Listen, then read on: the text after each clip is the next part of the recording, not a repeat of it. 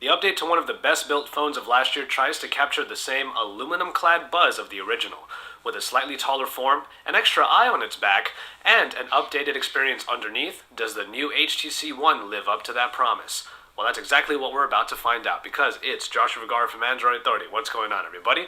And this is our full review of the HTC One M8. In an update to the original, the metal has now been wrapped around the phone, eliminating the polycarbonate that used to comprise the sides. The hairline brushed metal finish looks very nice on this gray version, but if you don't like it, there are matted finishes on the silver and gold versions that are available. Coming around to the front, bumping up the screen size to 5 inches does stretch the phone a little bit, but there's more to the tallness than what meets the eye. The boom sound speakers return here and comprise that top and bottom of the M8, accompanied by that 5 megapixel front-facing camera. Yes, there is that black bar on the bottom that simply says HTC. There are no more capacitive keys, as soft keys are now used in the new version of Sense. I did ask about this bar, and HTC told us that it's there simply because there's a lot going on underneath, so room had to be made here, just like in the original. And the sides, as I mentioned already, are completely metallic because the metal has been wrapped around. And while the volume rockers are on the right side, the power button is still up top, which might be a little odd to some users. And then finally, the only prominent area of polycarbonate is up top, and that is where the infrared sensor is located. So without a doubt, you have a very attractive device, but what does that mean for the handling? Well, honestly, that is another highlight of the build quality, as I found that despite the extra girth in the screen and the overall construction at the top and bottom at the very least, the handling of the M8 is actually quite easy. Metal phones tend to slip about in my hand more easily, but in this case the rounded metal sides helped with the grip, eliminating the rigidity that was previously uncomfortable in the original HTC One. And despite the phone being quite tall, one of the most important aspects of the handling experience, typing, was helped by the narrow profile, so when using the phone in one hand, you can still reach the other side of the screen without much trouble at all. Speaking of that screen, the same good performing Super LCD3 screen returns in this version of the HTC One, this time boosted up to a 5-inch size and retaining the 1080p resolution with 441 pixels per inch. Sense 6 is taking on a more colorful motif all around, and thankfully this screen really does it justice. Colors do shine quite well, and is helped by the above average contrast as these colors are alongside Sense's darker elements. Viewing angles are also really great, with the color fidelity remaining even at very steep angles. Now, while I didn't really complain about the 4.7-inch size of the original screen, moving to the 5-inch screen territory does help the phone handle everything even better. Games especially, as I had a great time playing games like Anomaly Korea on this vivid performer. Now, it should come as no surprise that this flagship device comes with the latest and greatest processing package. The Snapdragon 801 clocked in at 2.3 GHz, backed by the Adreno 330 and 2 GB of RAM.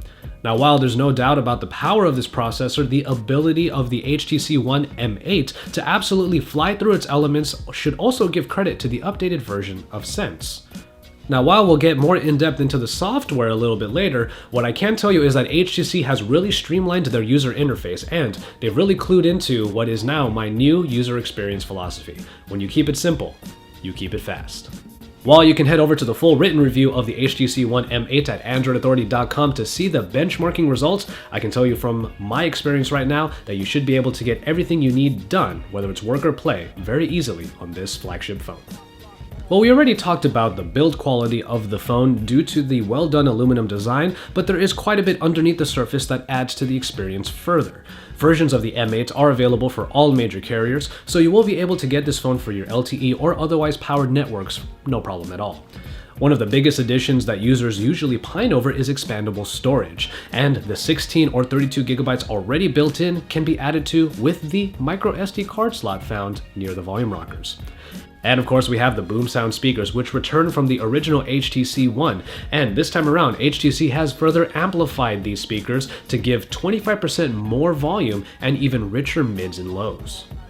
Now let me tell you, they really do the job, and even when you're outside, it's not hard to hear what you're playing, and thus sharing media with your friends is best on this phone compared to pretty much any other one out there. Phone calls came in nice and clear, as to be expected, with no drops and strong signals all around. But I find myself using the boom sound speakers for my calls more often than not. And finally, in battery, the capacity might not immediately turn heads as you get a 2600 mAh unit in the M8, but it manages to last quite a long time. In very specific instances, I found that even after heavy usage for, let's say, playing music for extended periods of time, using the camera for an entire day, like I did for my camera shootout feature focus, I found that I was getting home and didn't feel the pressure to get to a plug right away, even at the end of the day. Power saving features are available, especially the super power saving mode that strips the phone down to its bare essentials and can get you 15 extra hours of standby time for your final 5% of battery life. Unfortunately, it is not available on the Western versions of the phone at the moment because the carriers are still trying to approve it for their versions of the HTC One M8. That's a little bit of a bummer. And then it's in the camera experience that you might find some conflicting information. After all, the rear-facing shooter is the same 4 ultra-pixel performer that is now backed by a 5-megapixel front-facing camera. Well, in any case, the low-light performance was the point of the ultra-pixel, but in this iteration, HTC wanted the more daylight shots to have a better focus and better exposure and coloration all around. But the streamlining of the Sense UI app is the first thing you find, and it continues in the camera, which has a much simpler interface this time around, truly geared for the average user. You have an elegantly presented menu for the various modes, for example. What is actually really great about the camera app is the level of manual control you find if you dive even a little bit deeper into the interface.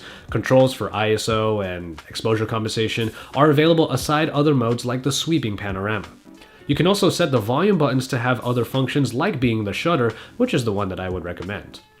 Photo quality, if you haven't already seen my camera shootout, is pretty much decent at best, as you can get pretty great looking shots sometimes, but most other times there is a lack of dynamic range, adding to often washed out elements, and in all cases, zooming into a photo shows you the limitation of a low megapixel camera.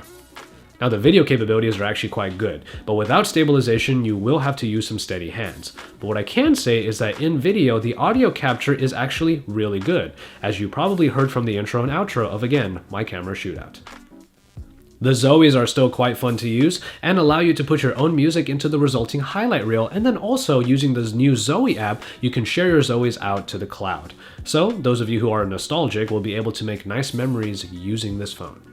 But of course the main story here is the addition of the Duo camera, found at the very top of the device on the back, and helps the main camera by gathering depth information in every shot you take. The main benefit is getting a selective focus effect without wasting time by making the camera take multiple photos.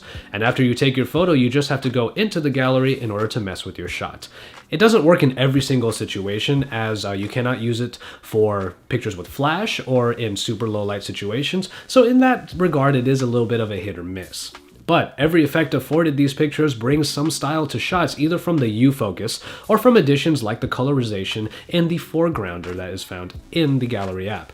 But it's pretty obvious that some optimization is still needed here, as often the software doesn't perfectly capture the focal point. And in these very common instances, you can pretty much see the line that was drawn to create the effect that you've picked. Especially if you like to post smartphone captured photos onto places like social media like Facebook or even Instagram, you'll find a lot to like in this camera because it gives you some freedom to create stylized shots. But it is when you want to delve into the world of photography a little bit more that you will realize just how limited the experience is on the HTC One M8.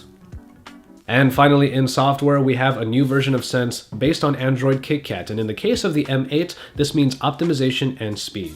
For any Sense veterans out there, much of what you remember from earlier versions of Sense remains here. For example, the vertical elements and movements in both blink feed and the app drawer, the generally dark motif of Sense, but it's now predicated with more color elements to signify different parts of the experience, and finally, blink feed itself has actually been enhanced. Now there is some freedom that the user is afforded to change the look of the UI, like through the theme section that will continue to grow in the coming months.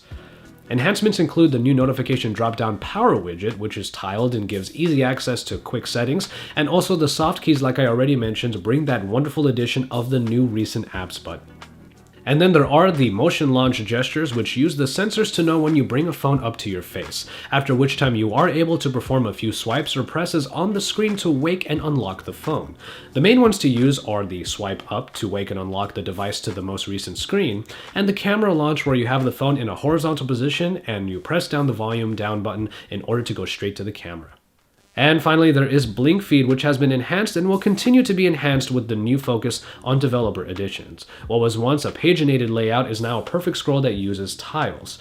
Content might mostly be curated by HTC, but there is a large slew of sources to choose from, including social media outlets. And ultimately, it's a good way of looking at your feeds without too much fuss at all, especially considering the ease by which you can hunker down to only the source you want to read, which is a valuable feature. For a much more in-depth look at Blink Feed specifically, I did a feature-focused video that you can check out. That will be linked at the end of this video and in the description below. Ultimately, it comes down to one main selling point. Sense is fast, and it's one of the easier Android iterations to navigate. Plus, its style is predicated by undeniable function. The HTC One M8 is available now on all of the major carriers in the US for the premium price on 2-year contracts, and that's usually around $199 up front. However, you can find unlocked versions of this phone at major retailers online for $649. And so, there you have it, the HTC One M8. While many people out there might expect the world of this year's slew of flagship updates, we have to remember the operative word: update. And the HTC One M8 is an example of a proper evolutionary step. By focusing on the general user experience, HTC has crafted a stylish device that not only appeals to previous fans of the One, but provides an accessibly attractive package for any new user. While the camera might be the only wrinkle in an otherwise great overall package, it is far from a deal breaker. And what you end up getting in the M8 is a phone that I will plainly say I had a lot of fun using on the daily. So as always, thank you guys very much for watching, and I hope you enjoyed this review of the HTC One M8. It is one hell of a start to all of the updates we're going to be seeing this year, and I'm excited to see where all of them go. So for all of the best coverage of those upcoming flagships and beyond, stay tuned to Android Authority's YouTube channel, drop us likes on our videos because we love to see those thumbs up, and subscribe to our channel if you haven't already. You can see the feature-focused videos that I did on the HTC One M8 right over there, so make sure you check those out for even more in-depth coverage. But for even more in-depth coverage after that, make sure you head on over to androidauthority.com because we are your source for all things Android.